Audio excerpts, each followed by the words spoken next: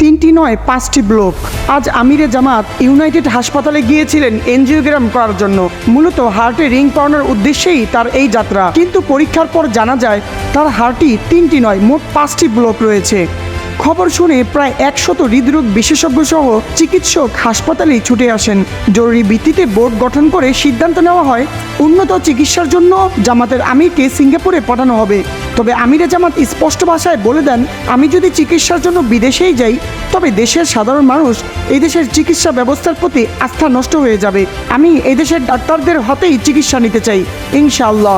আমি এদেশের ডাক্তারদের হাতেই চিকিৎসা নিতে চাই ইনশাআল্লাহ। আগামী শনিবার ইউনাইটেড হাসপাতালেই তার ওপেন হার্ট সার্জারি হওয়ার কথা রয়েছে। হে আল্লাহ, এই আত্মত্যাগী নেতাকে তুমি পূর্ণ সুস্থতা দান করো। তার সার্জারিকে তুমি কল্পনাতীতভাবে সুস্থ করে দাও।